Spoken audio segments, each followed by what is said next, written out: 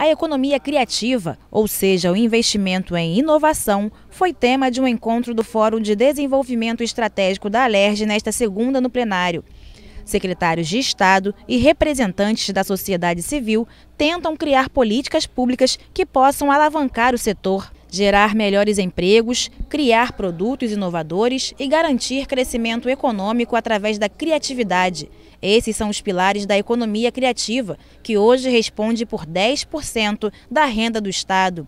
Dados da Firjan apontam a arquitetura, moda, design, tecnologia, mercado editorial e televisão como os setores que mais empregam no setor criativo. O salário médio é de 5 mil na área da TV e 4 mil nas outras áreas. O governo diz que possui um agente financeiro pronto para financiar as atividades. E a previsão é de que nos próximos 3 anos o Rio atraia investimentos de 102 bilhões de dólares. A economia criativa é um conceito muito amplo. Mas o Rio de Janeiro, que é um pequeno estado da federação, muito importante, mas muito pequeno, né, tem algumas áreas da economia criativa uma posição de destaque no Brasil. Por exemplo, na questão da edição de jornais, na questão da televisão, do audiovisual, né, do esporte. E o que nós colocamos é que, na medida em que a economia do Rio se fortalece, nos diversos setores, o mercado se fortalece.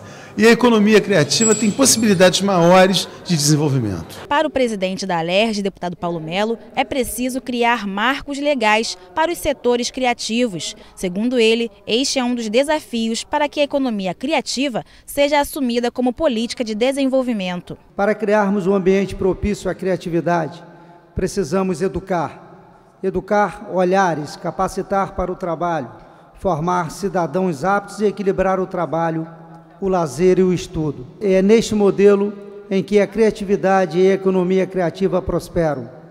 E é sobre ele que estamos nos propondo a pensar hoje, em nome do futuro. Nosso desafio nos próximos anos é estimular cada vez mais os setores ligados à inteligência. Infelizmente, apesar de nossa fama de criativos por natureza, os poucos dados que existem apontam que o Brasil ainda não se encontram entre os 20 maiores produtores do setor em nível internacional. Integrantes do governo admitem que é preciso criar um mecanismo que integre as secretarias de Trabalho, Cultura, Ciência e Tecnologia, Turismo e Fazenda. Dessa forma, seria mais fácil receber novos investimentos e firmar parcerias.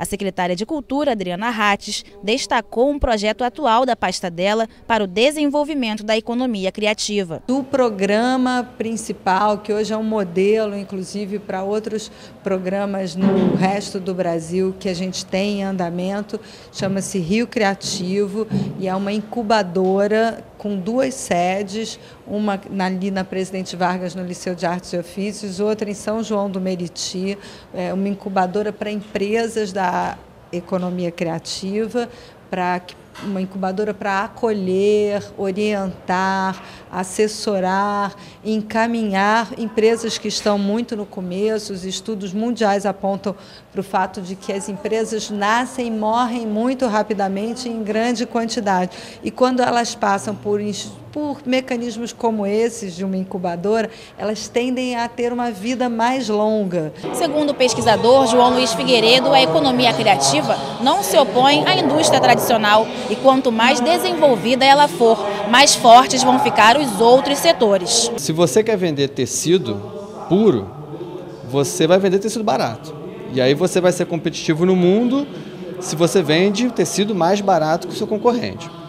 Agora, se você incorpora um elemento de design ao tecido, se você procura agregar um valor intangível ao tecido, então você vai se posicionar num outro patamar da concorrência.